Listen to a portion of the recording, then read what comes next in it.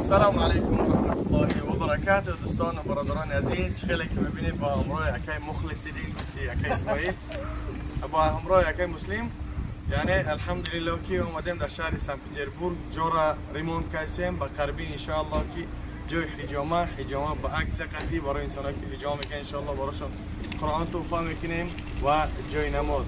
با اون خاطر انشاءالله دعاگو باشین با قربی انشاءالله سن پترزبورگ در حجامه صلاح حجامه ده برای که مسلمین میکنیم انشاءالله که دعاش دادگیم همش خوب میشوه. یگان گفتنی داشته باشید.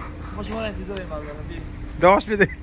دعاش دادگیم انشاءالله که همه نشته مردم پیتر ماشاءالله بهترین انسانند. حرکت که خدا واجب کردیم که نشدن قبلا بیا یگان چیز توفا کنیم چیست از چیست و سر زده دل تازه میخوان که چیکن الحمدلله دول پیتر ندر اومده باردارا زنگ زدن فیچت کردن رفتن پشت همه را نشتک. ما مقصد ایشنه نیستیم لیکن برادرها گفت گپو گرم قدردانی کردن گرم قبول کردن الحمدلله به حد مینداریم از همه برادران.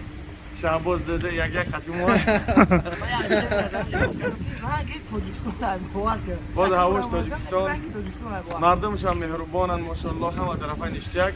از همتون میندار همتون ماشاءالله انسان هستین و قربی انشاءالله که جا کوی کردیم همتون انتظارم. فی امان الله. السلام علیکم و رحمت الله و برکاته. حجامه صلاح حجامه مسلم بیا رفتیم. خیلی عجایباتی بعدم خیلی مخوشی. اینا سن پترزبورگ آمدیم با مسلم جای حجامه بکنی. دعا دستیم دعا. چیکار کسی؟ دعا.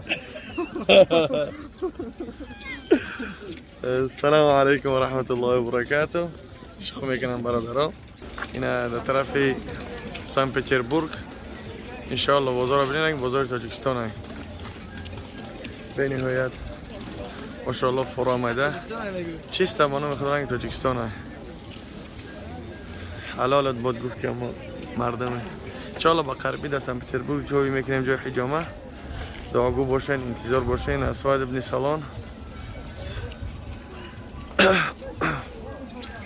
همش چیست در تاجیکه ماشاءالله.